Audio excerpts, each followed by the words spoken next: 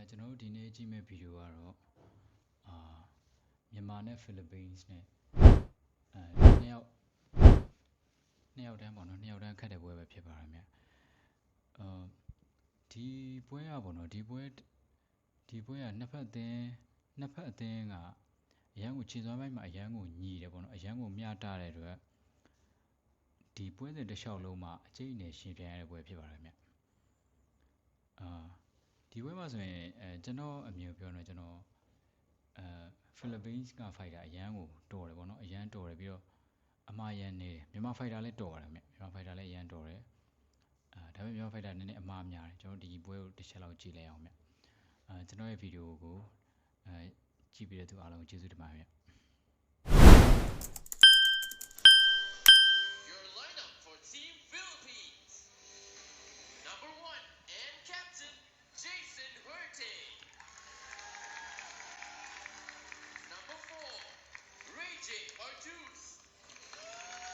Philippines fighter နော်ကျွန်တော်မိတ်ဆက်တဲ့အပိုင်းလေးကြော်ပြီးတော့နည်းနည်းကြော်ကြည့်လိုက်ပါဗျာအချိန်ဟိုအားနာလို့ပေါ့နော်အချိန်ရန်ကုန်သွားမှာဆိုလို့ပါမြတ်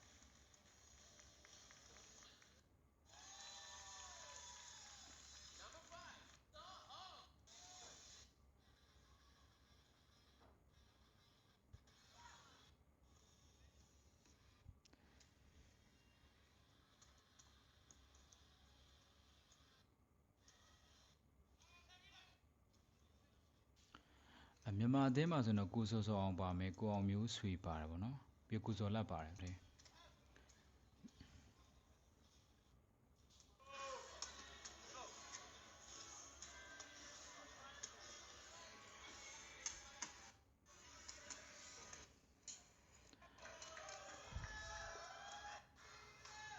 ပွဲစားရောနော်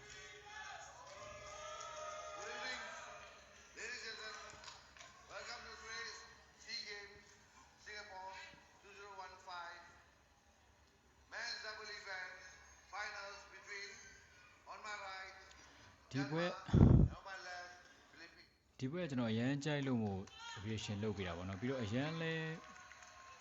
အကျိတ်နဲ့ဖြစ်တဲ့ပွဲမို့လို့နှစ်ဖက်အသင်းလုံးကကောင်းတယ်ဗျပြိုင်ဘက်ကောင်းတယ်ပေါ့နော်ရှုံးတဲ့ဘက်အသင်းကလည်းကောင်းတယ်နိုင်တဲ့အသင်းကလည်းကောင်းတယ်နှစ်ဖက်အသင်းကောင်းတဲ့အတွက်အကျိတ်နဲ့ဖြစ်တဲ့ပွဲရလဲ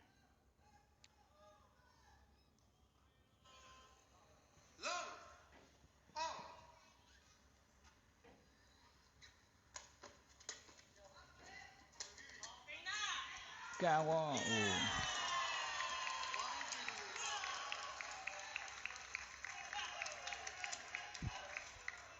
ဘဝလေးနဲ့ဘတ်သွားနော်ဟိုမိုက်နေလှတော့ကွာဝေးပဲ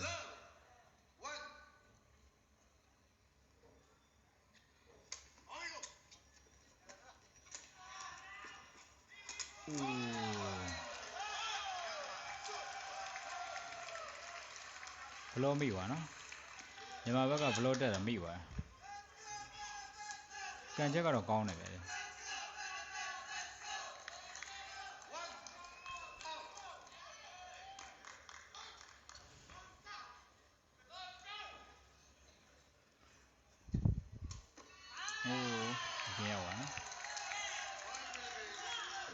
ကျွန်တော်စလူးတွေဆွဲပြတဲ့ဟာကိုပြန်မကြည့်တော့နော်ကြာနေမှာတို့ပါမယ်နည်းနည်းကြော်လိုက်မယ်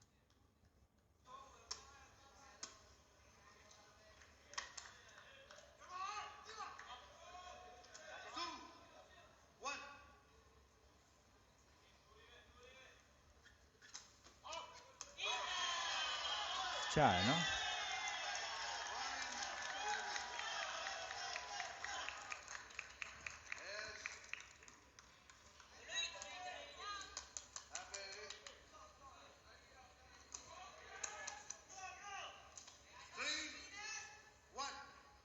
Philippines စားပဲနော်ကြားတယ်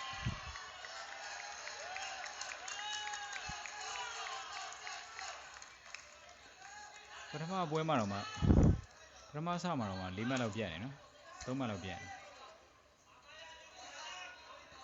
နေဘယ်လိုဖြစ်လို့ရှောင်ပေးနေရလဲလို့မဆဲပဲနဲ့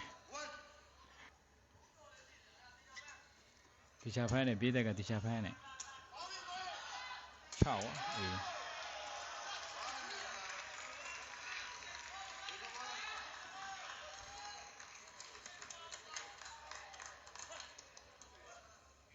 ကန်အေး6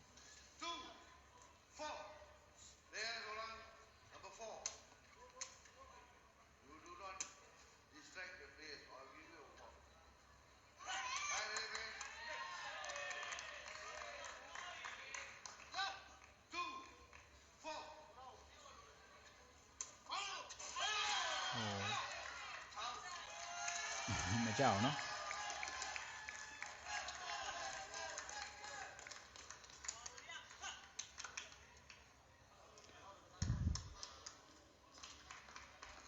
ဒီပွဲကစင်ကာပူမှာကန်တဲ့ပွဲပေါ့နော်စင်ကာပူမှာလုပ်တဲ့ပွဲကန်ကွာအိုး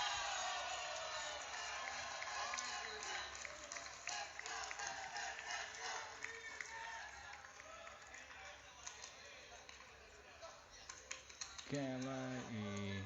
ဘလော့ကတော့မေ့ရပဲတဲ့ဒါပေမဲ့ဘေးထွက်သွားတာထိတ်ဖမိုးနဲ့မိပါလားထိတ်ရဘေးထွက်သွားနော်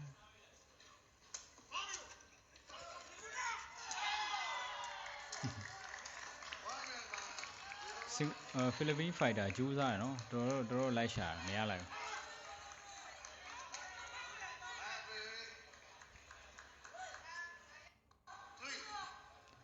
3 sit တဲ့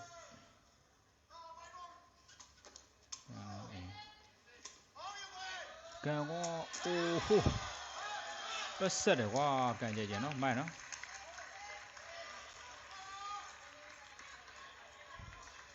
ဒီမှာဖိုက်တာတော့အရက်ကရှေးပဲနော်ခရိုကကန်မလို့ရှေးကန်လို့ရတယ်ကွာအိုးဟိုးဘယ်ရအောင်အာနဲတော့အောင်မဟုတ်လားဆယ်လို့မရ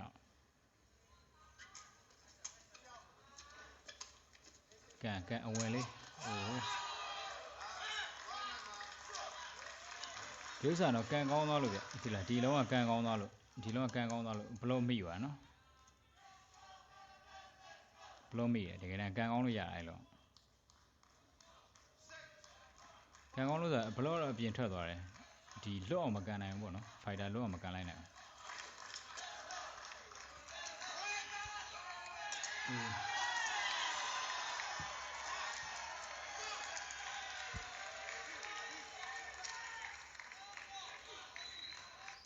ဘလော့ကတော့မိတယ်ဗျနော်ဒီဖိလစ်ပင်းဘက်က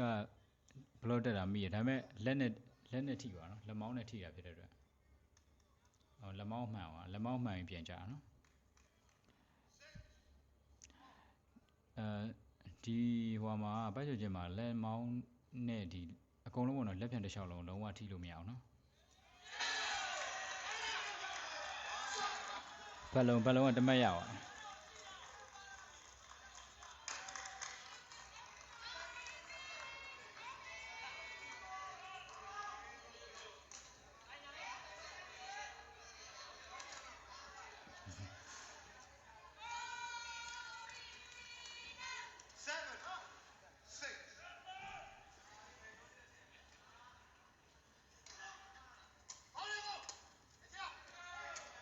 ကောင်းတယ်နော်10ထောက်ပါအိုး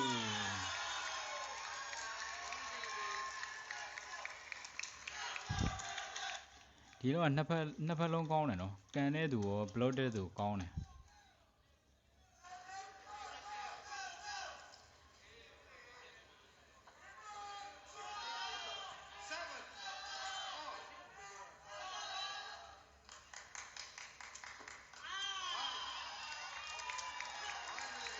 ဒီပါနော်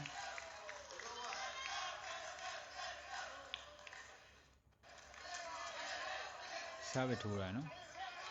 ကန်ကွာ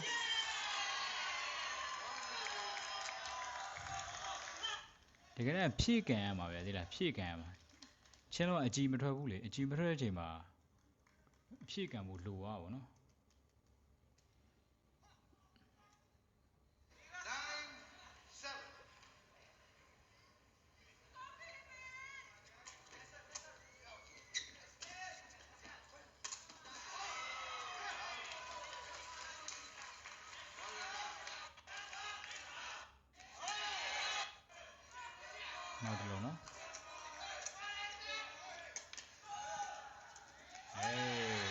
လုံးမိပါပြီ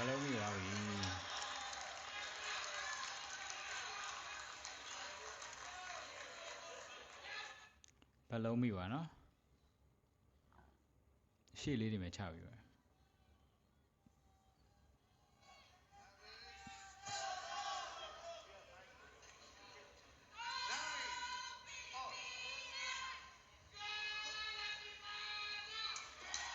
โอ้โหไฟเท่าတော့ပြီတမတ်ပေးလိုက်ရနော်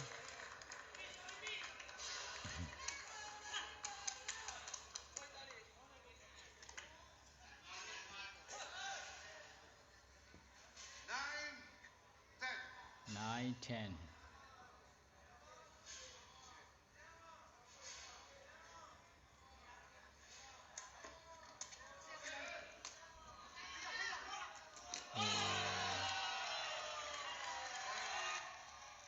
ဘလို့ကမိတယ်လက်နဲ့တိုက်ပါနော်လက်မောင်းနဲ့လားလက်ဖမိုးနဲ့ဟောလက်ဖြန်နဲ့လက်နဲ့ကလုံးဝထိလို့မရအောင်နော်လက်နဲ့လုံးဝထိလို့မရအောင်လက်နဲ့ထိရတယ်တမတ်ပေးရအောင်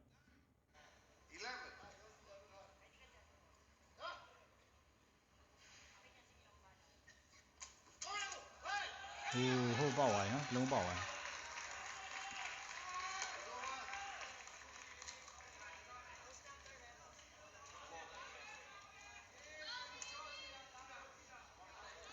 ဆာဝစ်တလုံးပေါက်သွားနော်နှစ်ဖက်လုံးကခြေညီတော့ကြတော့လေအပြိုင်ဆိုင်မယ်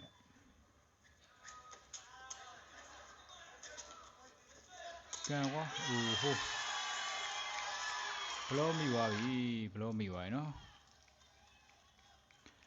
ဖိုက်တာမဖြည့်တာပဲသိလားချင်းလုံးကကြည့်ဖိုက်တာဖြည့်မကန်အောင်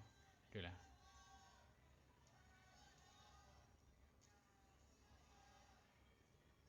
ဖိုက်တာလိုတယ်ဗျ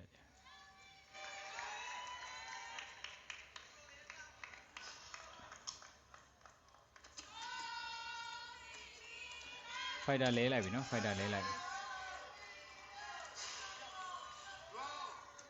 မြမလေးစင်ဘက်ကဖိုက်တာလဲလိုက်ပြီ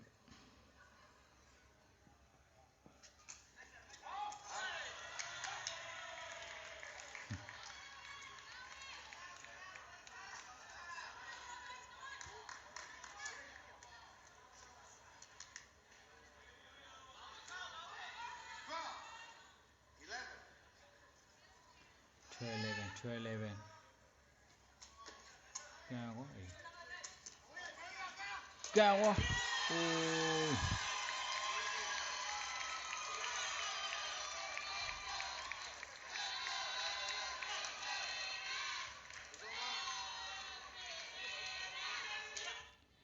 ဖြည့်မကန်ဘူးရသေးလားချင်းကိုလေဖြည့်မကန်ဘူးအဲ့တဲအတိုင်းကန်တာဘလို့ကမိတော့ပါဗျာတဲတိုင်းကန်မှာ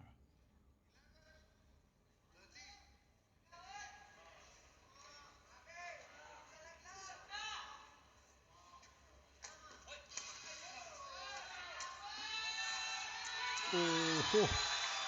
မိုက်လုံးမှာတော့ကွာကားလာနော်ကန်ကြည့်မိုက်နော်တော်တော်လှပါတယ်ကွာဒီကန်ကြည့်ရနော်ဟိုဖိလစ်ပင်းဖိုက်တာအဆုံးသက်တွေတီးကြတယ်ဗောနော်ဒီတက်လုံးတွေမှာတီးကြတယ်စိတ်ချရတယ်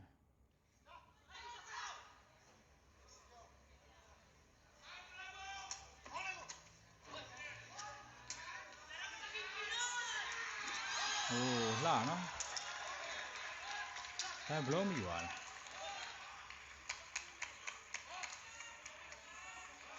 ဘလို့မိသွားတယ်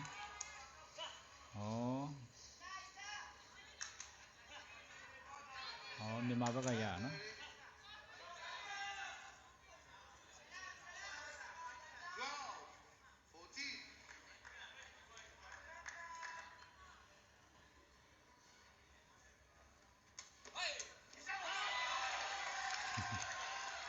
ဘလုံးပေါက်သွားနော်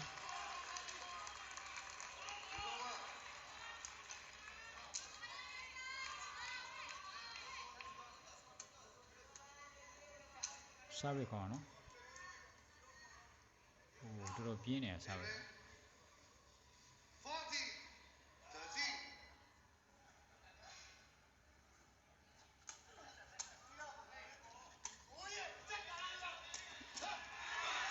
ိုဒါတော့မိချင်တယ်နော်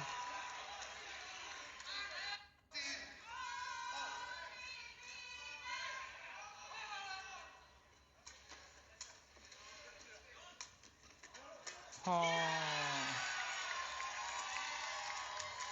ဖြည့်မကန်တာပြဿနာဖြည့်မကန်ရင်ပြဿနာပဲ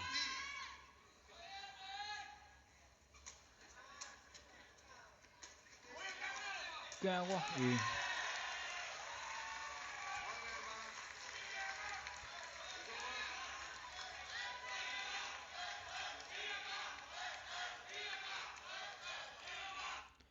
ပထမမြန်မာဖိုက်တာပထမဖိုက်တာလောက်မကြိုက်ဘူးကျွန်တော်တော့လေ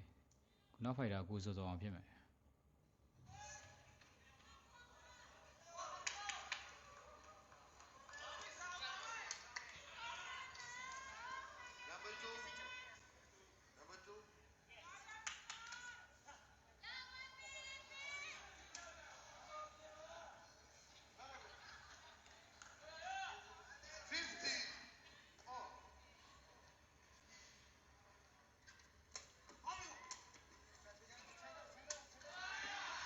ကန်ကွာဟိုမကြောက်ဘူးလားမိုက်တော့မိုက်နော်ရဲချိတ်ကြီးနော်ကန်ချက်ကတော်တော်ကောင်းတယ်ဗျကန်ချက်တော်တော်ကောင်းတယ်နော်ဟိုအလွတ်ကြီးကိုကန်သွားတော့ကွာတလုံးသားလောက်ပဲလို့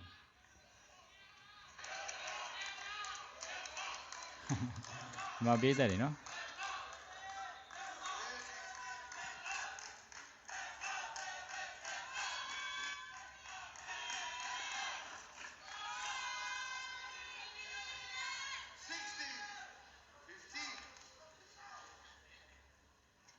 ကန်ပါအေး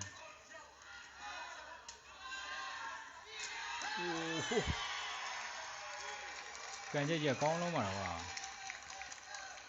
Philippines fighter အဆုံးသက်တွေတော့မိုက်တယ်တဲ့ဒါ block တက်ထားနော် block မိတော့အမိကိုရောက်အောင်ကန်တယ်အိုး block ရမိုက်နော်လွင့်အောင်ကန်ပြတယ်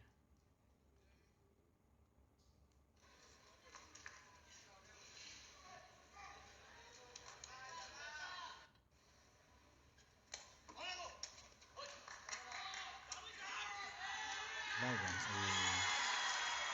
ဆက်ရက်လုံးပါကွာနော်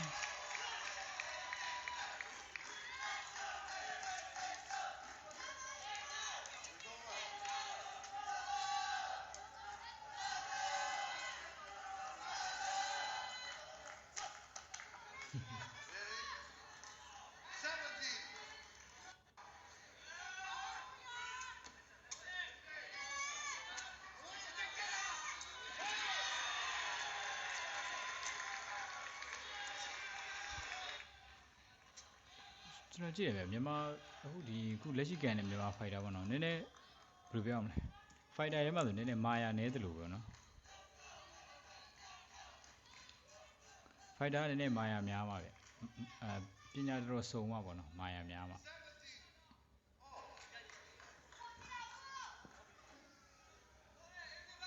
သူ့ခံမှန်းလို့မရမှာဗျဖိုက်တာကလေဟိုအဲ့တော့ကောင်းပါတော့ကွာဖိုက်တာကောင်းသွားတာအဲ့တော့နော်ဖိုက်တာတော့ကောင်းသွားဒီဘက်ကလည်းဘာမှမလုပ်နိုင်တော့တားဝေးသွားတော့ပြစ်တာလေ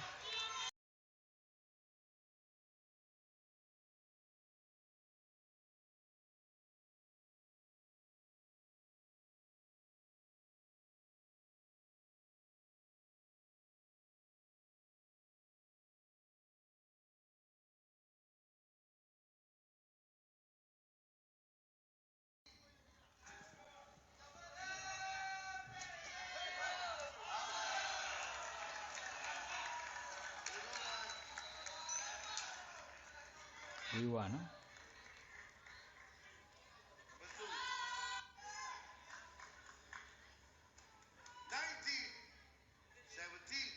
19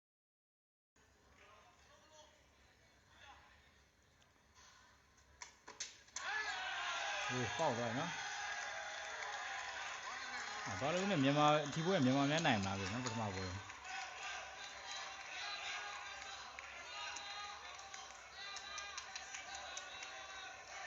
ဟုတ်ဆက်ပြီးကြကောင်းလုံးနော်ပေါက်သွားဒီနောက်တစ်မှတ်လောက်ရလိုက်ရင်မိုက်ပြီနော်တော်တော်လာပြီ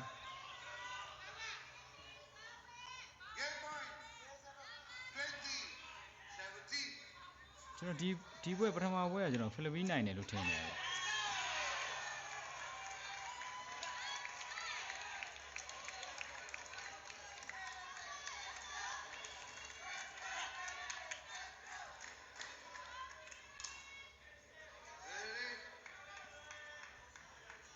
အောက်နော်အပြင်ရောက်ပါနော်စီးပြင်ပါမရရဲဖြတ်တာတမတ်တဲ့ကြံတော့မှတိုင်ပတ်နေဟောကန်အိုးဟိုဖိလစ်ပင်းကဖိုက်တာအဲ့ကောင်တော်တော်အားကိုးရတယ်ဗျာတလုံးစလုံးအဆုံးသက်တော်တော်သေးကြတယ်နော်အသက်ကိုလေချင်းသက်ကိုတော်တော်သေးကြတယ်တော်တော်မိုက်နော်သေးကြတယ်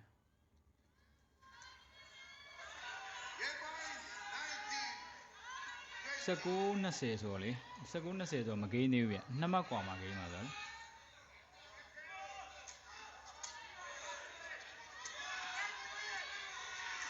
ဟာ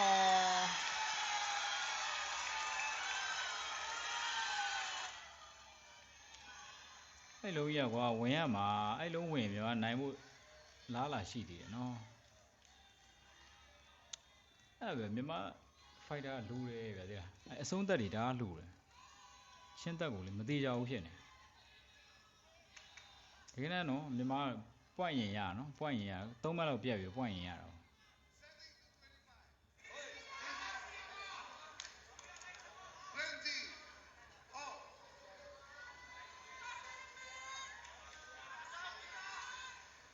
ကန်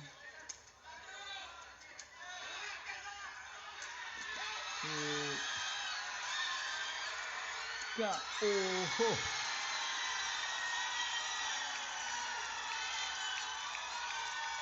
ကောင်းလိုက်တယ်နော်ဖလိုင်းဖိုက်တာတော့သိကြတယ်ကိုနိုင်ရမယ့်ပွဲကြီးကွာဒီပွဲနော်ဒီပွဲကိုနိုင်ရမယ့်ပွဲကြီးဖလိုင်းဖိုက်တာအဆုံးသက်တာဒါသိကြတယ်ညပြောလိုက်တော့ကွာ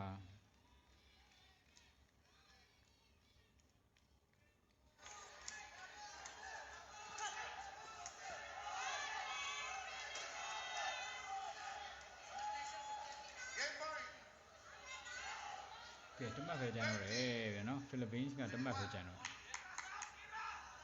ဒီမှာချိန်မှရတော့မယ်ဒီမှာချိန်မှရတော့မယ်ဟေးဟို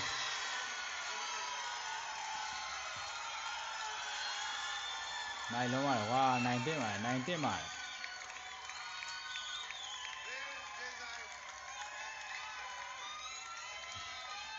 ဒီပွဲတော့နိုင်တင်ပါလေ